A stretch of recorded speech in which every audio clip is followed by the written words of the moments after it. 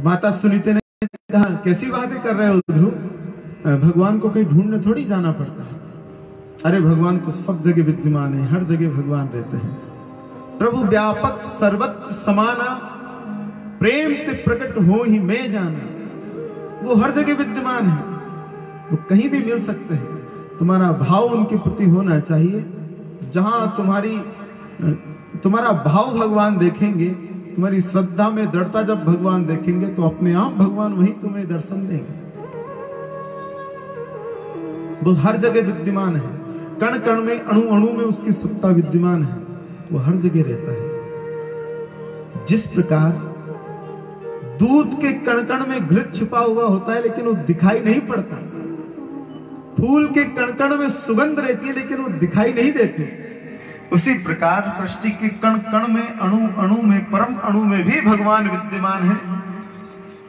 लेकिन दूध से जब घी हमें देखना हो तो उसकी क्रिया करनी पड़ेगी, उसको जमाना पड़ेगा, मंथन करना पड़ेगा, तब कहीं जाकर वो घृत हमें मिलता है। उसी प्रकार भगवान सब जगह तो विद्यमान है, लेकिन भगवान को पाने के लिए साधना करनी पड़ती है।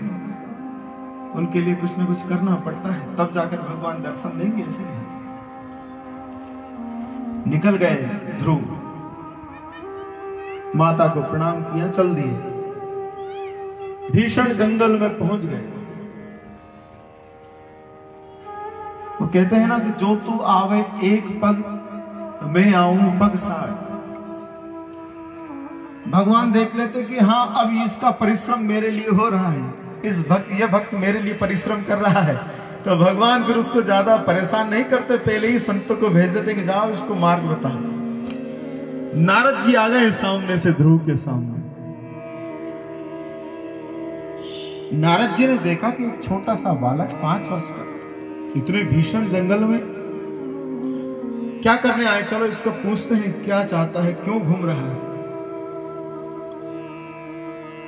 तो नारद जी ने कहा, अरे बेटा इधर आओ। ध्रुव जी महाराज चले, प्रणाम किया। बोले कौन हो, किसके बालक हो, यहाँ क्या कर रहे हो, तो पूरा परिचय दिया।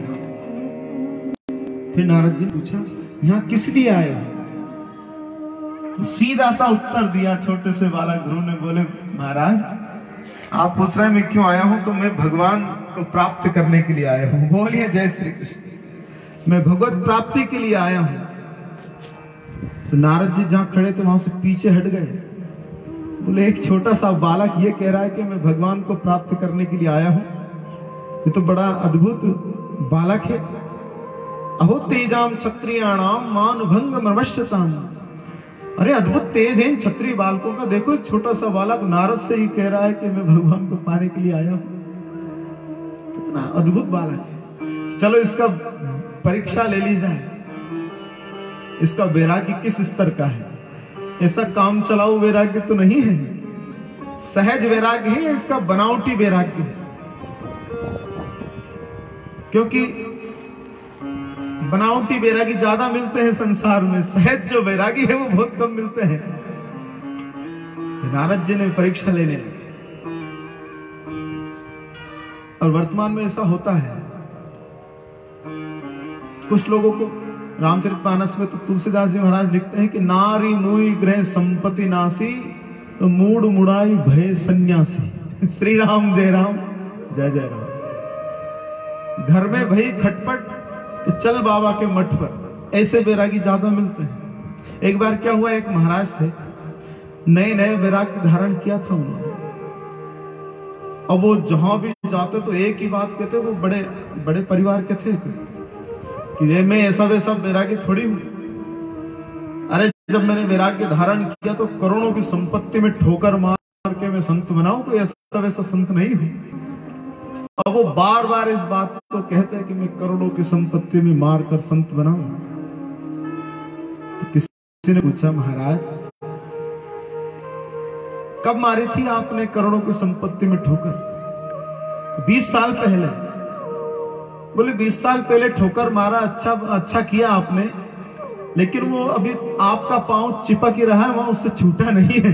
बोलिए जय श्री कृष्ण। वो ठोकर लगी नहीं ठीक से। अगर वो ठोकर लग जाती तो कभी भी आपकी जुबान पर यह शब्द नहीं आता कि मैं इतने करोड़ों की संपत्ति को ठोकर मार के संत बन गया। ऐसे वैरागी ज्यादा मिलते हैं। तो नारद जी ने यही सोचा कि इसका वैराग्य कहीं क्षणिक वैराग्य तो नहीं है।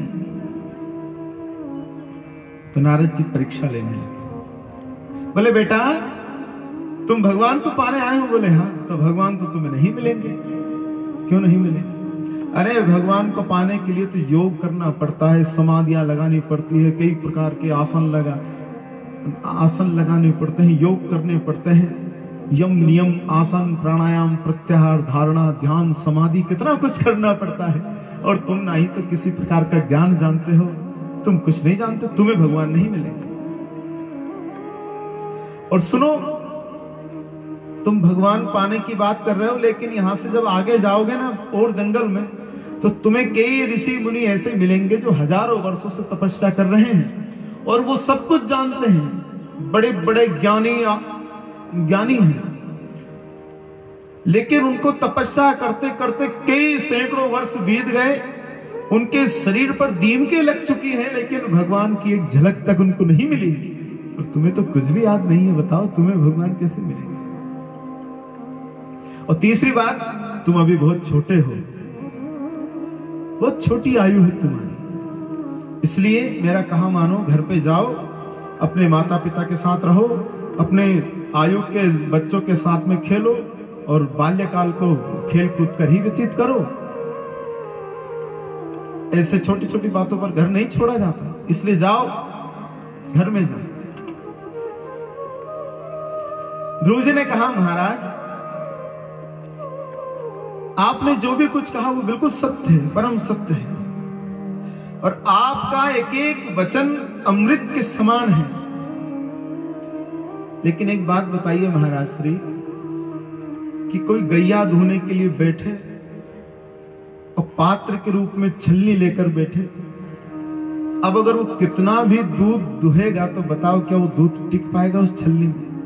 नहीं टिक पाएगा। उसी प्रकार आपके द्वारा कहे गए एक एक वचन अमृत के समान है, लेकिन मेरी विमाता के वचनों से मेरा हृदय छलनी हो चुका है, आपके अमृत जैसे वचन भी उसमें टिक नहीं पा रहे हैं। इसलिए मैं आपसे यही निवेदन करता हूं कि या तो आप कोई ऐसा साधन बताएं जिससे मुझे भगवत प्राप्ति हो, या फिर आप अपने रास्ते जाइए और मुझे अपने रास्ते जाने दीजिए।